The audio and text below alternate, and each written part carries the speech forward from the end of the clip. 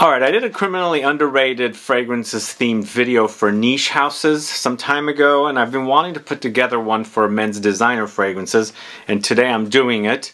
So I've got 13 criminally underrated fragrances. Although some of you might know these, but these are not the ones that usually get spoken about or talked about, or other channels that do videos on men's fragrances speak about. So I've got 13 fragrances here. These are approved by me and it's ranked. So least favorites to most favorites in the list. And I've got one bonus one that I want to also mention that I recently have got my nose on and I'm enjoying. So find out these 13 criminally underrated men's designer fragrances coming right up.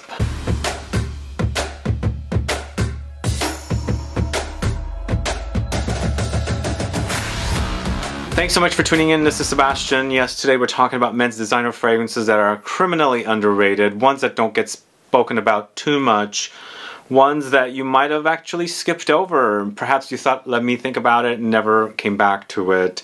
So these are all approved by me. I enjoy them. Some of them are very inexpensive as well. You can find deals on them. And I think you'll be surprised how great they are. As I said, they are ranked in this list. But before I get to the fragrances, if this is your first time tuning into the channel and you still haven't subscribed, please click the subscribe button and also click the bell so that you'll be notified for future videos and giveaways. So let's jump right into it. I recently spoke about this brand for an upcoming fragrance in the feminine line they have, but circling around to the men's collection, and this collection, or this designer doesn't have a lot of men's fragrances, but this is one of them, and I'm putting it here at number 13 if I can find the name here. There it is. So this is SHISEIDO Zen for Men, a fragrance created by Francis Kurkdjian. So this is a kind of fruity, ozonic, woody experience, but very citrusy and lightly leathery as well. But you know, it's a pretty solid release. It's got this warmth to it. It's got this light fruitiness to it. It definitely has ozonic violet touches to it, and there's some spices and woods, and of course some citrusy touches as well. So definitely one for you to check out. I don't know how readily available this is. Probably not at the department stores that typically sell the very popular men's designer fragrances, but perhaps online somewhere. Do check it out. If you can get a sample to smell it before you buy a full bottle. But number 13, it's SHISEIDO Zen for Men. So the next fragrance I'm going to talk to you about is from the house of ZEGNA. I don't speak a lot about this house, and recently I read that Estee Lauder, who was representing this house, or I think they still are, they're going to kind of end their contract with ZEGNA and they're moving on somewhere else. But this is a fragrance called UOMO, ZEGNA UOMO, and I believe this collection or this brand has a couple of different UOMO fragrances. I'm talking about this particular one where I think it's a perfect, easy to wear men's fragrance that could be signature worthy and also office safe. It's very watery and ozonic. Once again, this one features violet leaves, and when you see water stain on a surface or something, that's the kind of experience I get. So it's a very watery, ozonic, violet leaves experience with citruses. There's some bergamot in here, and then of course it settles to a lightly vetiver, cedar kind of a combination.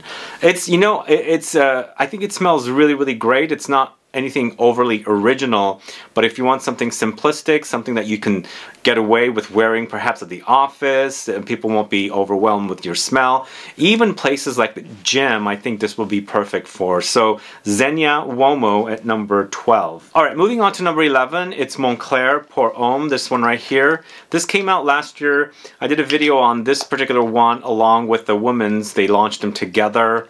This brand is under Inter Parfums, who also reps brands like Van Cleef & Arpels and DUNHILL and so on. So this is a pine experience. So there's definitely loads of like a green pine forest-like smell, woods, but there's pine here, green notes, clary sage, sandalwood, vetiver, cedar, and amber. So there's loads of this pine note. There's a very much green quality to it. And then there's this aromatic, spicy herbal notes as well with woods and grassy earthiness.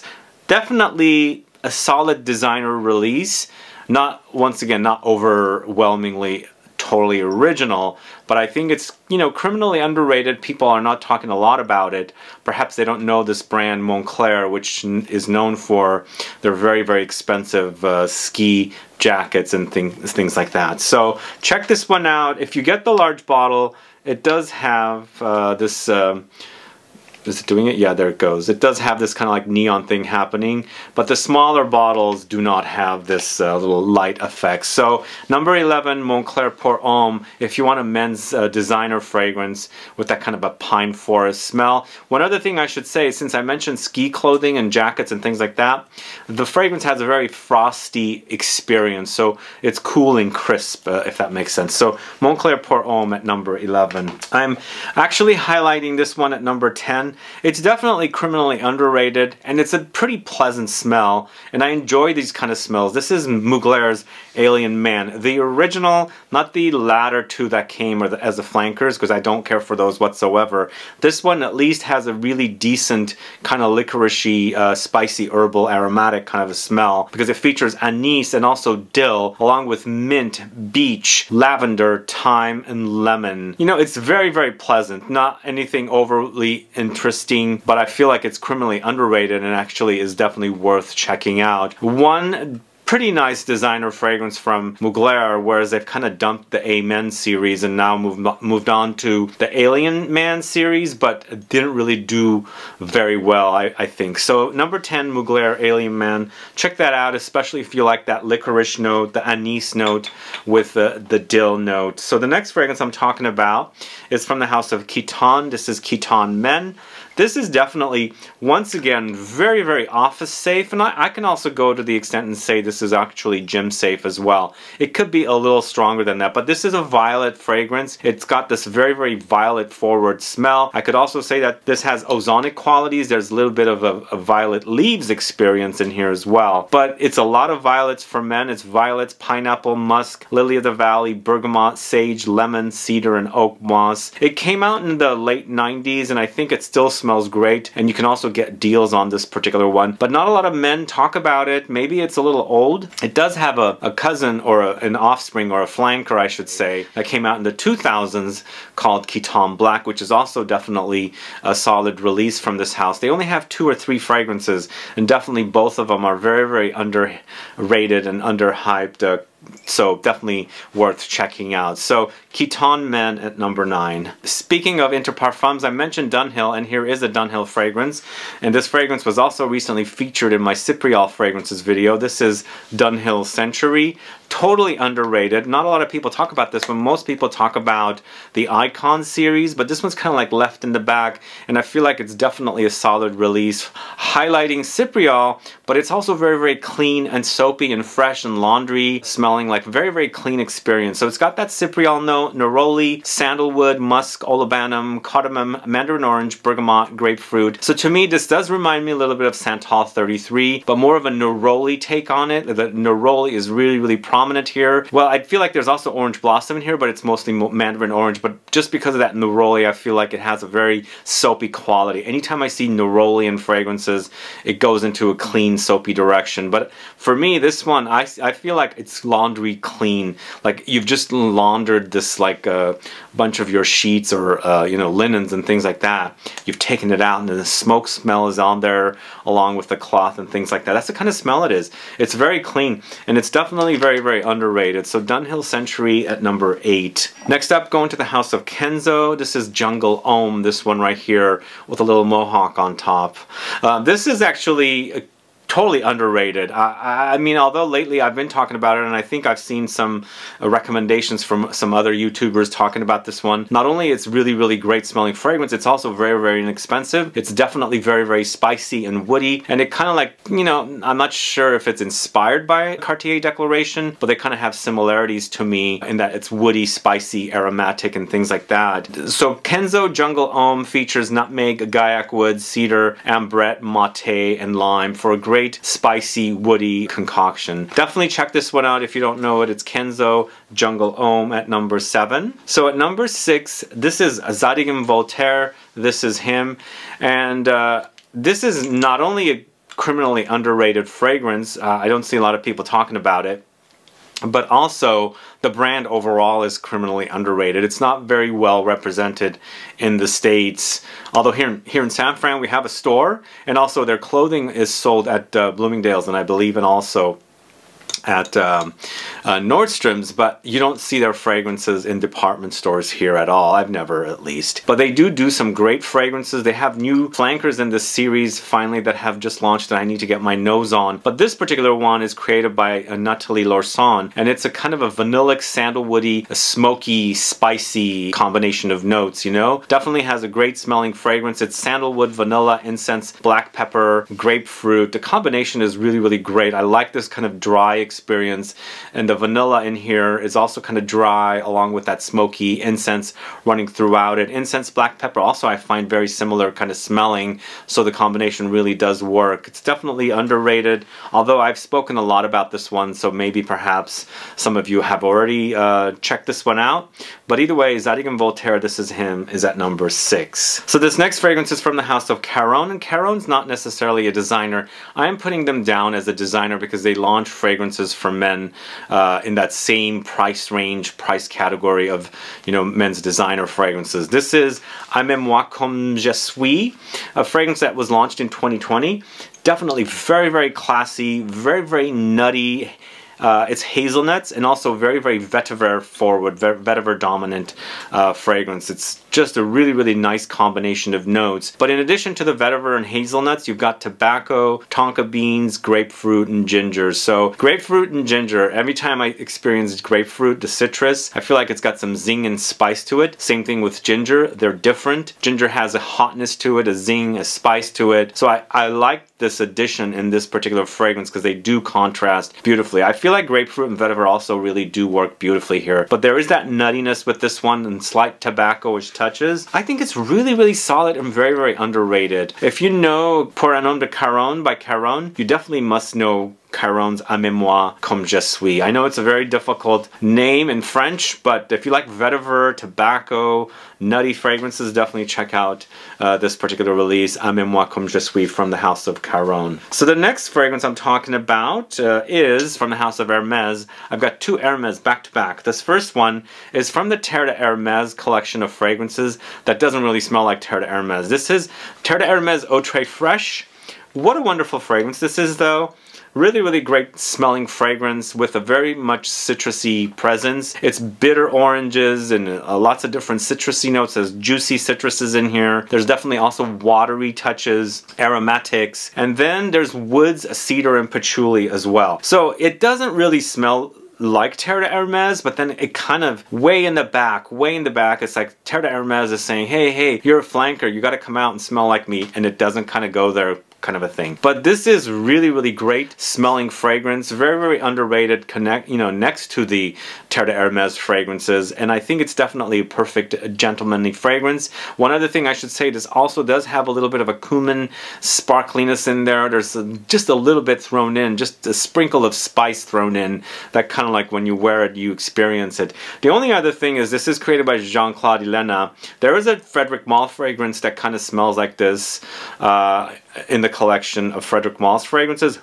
which is also created by Jean-Claude Ellena for Frederic Malle. And then a few days ago I was mentioning a fragrance from the different company called Limon de Cordoza, which was created, I think it was created by the daughter of Jean-Claude Ellena, that also kind of smells like this fragrance. So this particular style is really, really great. I really love it. And I think these particular fragrances, this one, the Frederic Malle, and also the different company Limon de Cordoza, are perfect fragrances for hot days. Anyway, this is Terre de Hermes Eau Très Fraîche from the house of Hermes at number 4. And the second Hermes fragrance at number 3 is Equipage Geranium. I'm at the very bottom of my bottle. I got to get a new one, although it's on its way. I ordered it. This one I'm taking on a trip with me, and I'm going to wear it while I'm on my trip and throw the bottle away. But this particular fragrance, if you like barbershop-y fragrances, I highly recommend you try this one. If you like Chanel's Boy, it's also a great alternative for that fragrance and less expensive as well. To me, this is kind of a sandalwoody geranium balm with some light spice thrown in of something like carnation cloves. Very, very classy. It's just a beautiful, beautiful fragrance. Totally underrated. Not a lot of people talk about it. And you know, it does have a kind of a barbershop-y experience. a little bit of fougere-like experience just because of that geranium in here. It is called Equipage Geranium. The original Equipage, I believe, was all about sandalwood, which I haven't worn in ages. I should pick up as well. But this one has the addition of geranium and that spicy clove note in there. And it kind of, as I said, reminds me a little bit of Boy or some kind of a fougere fragrance. Check it out. A great fragrance. Hermes Equipage Geranium is at number 3. And then we're going to the house of Lalique. This is Hommage à la Homme Voyager. This is so good. Created by Michel Almerac and another perfumer as a co-creation. This one is highlighting patchouli, whereas the original Hommage à la Homme highlighted violets and violet leaves. But this one, a lot of people I've heard talk about the original, but this one not. But if you like patchouli, a men's designer smelling patchouli fragrance, definitely, you know, get your nose on this one. And this one also features papyrus. When I was talking about Cypriol the other day, papyrus, Cypriol smelling similar. It's here. You can totally smell it. So papyrus, vetiver, patchouli, cardamom, bergamot, oakmoss, amber, and vanilla. There's a little bit of a rosiness in the background as well, way in the back. And I think it's just the notes kind of combined together, but it's not like a rose fragrance. It's just a light kind of nose trickery and smells. Like I feel like there's a little bit of a rose back there. A great smelling fragrance, totally underrated. This is Lalique Hommage à la Homme Voyager. And the number 1 fragrance going to the house of Loewe. This is 001 Man. This is amazing. It's an amazing musky, powdery, vegetal fragrance experience that I don't hear many people talk about. Yes, it's kind of, to me, like a totally distant kind of a inspiration relative of something like the Dior Homme line in a totally vegetal way, if that makes sense. This does feature ambrette, which is also in Dior Homme Intense, but for me, this is violets, carrot seeds, ambrette, musk, and cypress. Very musky. That ambrette note is all about musk, a vegetal musk. Violet, it's so good. Very sexy. It's very classy. I find this to be a kind of a gentlemanly signature kind of a fragrance. Ones that wear fragrances and just one fragrance over and over again kind of a thing. It smells really great, and it's unique in that, yes, it does have that kind of light hint of something like Dior Homme, the line, but it goes in a complete different direction. So good. So good. So underrated. Criminally underrated. It's Loewe 001 Man. And this is the Eau de Parfum version. I've never sampled the Eau de Toilette version. It's just nobody sells this line here. I don't know where to go sample it other than do a blind buy. Anyway, that is my number 1 pick of 13 criminally underrated men's designer fragrances. What are your thoughts on these fragrances, and do you have a favorite fragrance that you think is criminally underrated for men or for women? Or from niche also, let me know, put some comments down so I can find out. And let me know what you think about these fragrances, if you've worn them or if you've, now that you've watched this video, you're curious to check out. Either way, guys, thanks so much for watching today's video. If you have any questions or comments, please do list below. Please like this video, please share it, follow me on Instagram and Facebook, and I'll be back with more videos very soon. Have a good one. Goodbye.